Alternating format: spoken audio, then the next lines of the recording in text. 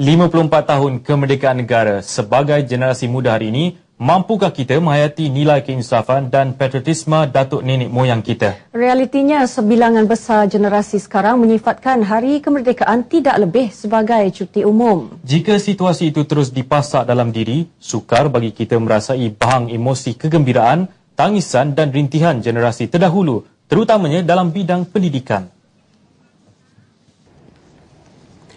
Bagi tokoh agama dan ulama bebas Terengganu yang juga bekas guru agama Islam dan bahasa Arab, Dato' Abdul Aziz Alias Amba Ismail, 76 tahun, kepayahan menuntut ilmu pada ketika itu tidak pernah terpadam dalam ingatan.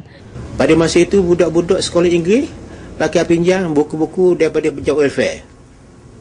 Pinjam buku. Kemudian kita sendiri pun nak ngaji sekolah Arab tu pinjam kitab-kitab orang baca dulu dah. Pinjam pada kita tu. Kedai-kedai tak ada jual kitab. Kedai buku pun tak ada jual ketika itu. Susahnya. Kalau kita nak beli buku tu, kita pasal order MPH. Malay Family House di Singapura masa itu. Baru boleh dapat. Tapi duit tak ada. Seharusnya generasi muda sekarang perlu bersyukur kerana segala kemudahan pengajaran dan pembelajaran sudah tersedia. Malah peluang melanjutkan pelajaran begitu mudah dengan puluhan institusi pengajian disediakan kerajaan berserta dengan bantuan kewangan. Apapun yang membimbangkan pada ketika ini, apabila zaman sudah berubah lebih-lebih lagi dunia tanpa sempadan, bapa 7 anak dan 18 cucu ini melahirkan rasa kesal dengan sikap golongan muda yang tiada semangat patriotisme. Dia tak mahu berfikir. Dia tak mahu terima sejarah tu. Dia mahu ikut emosi dia. Persepsi dia tu apa yang ada hari ni. Sejarah tu, historical tu out. Dia tak sensitif kepada bangsa dia. Dia hidup bebas, neutral.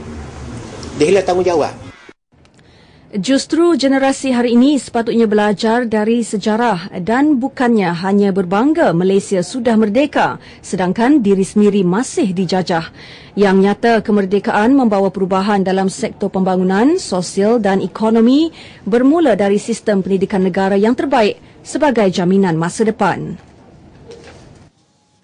Dalam pada itu, Menteri Penerangan, Komunikasi dan Kebudayaan Datuk Seri Utama Dr. Rais Yatim mengingatkan orang ramai agar menghargai nilai kemerdekaan dan Aidilfitri. Rasa cinta kepada negara haruslah dizahirkan melalui perbuatan. Menurut Datuk Seri Utama Dr. Rais, perjuangan mereka yang terdahulu perlu dijadikan iktibar di samping menghindari sebarang sengketa. Lantaran sambutan kemerdekaan 31 Ogos dan Hari Raya Aidilfitri mungkin jatuh pada hari yang sama, maka azam kita untuk meninggalkan sifat-sifat runcing, sifat-sifat tajam, sifat-sifat antagonistik ataupun sifat-sifat yang melaga-lagakan atau dalam perkataan peribahasanya yang berada dalam keadaan keruh perlu diketepikan. Kemerdekaan dan Hari Raya bukan setakat detik penting yang perlu disambut, tetapi penghayatan di sebalik erti merdeka perlu jadi keutamaan seluruh lapisan masyarakat.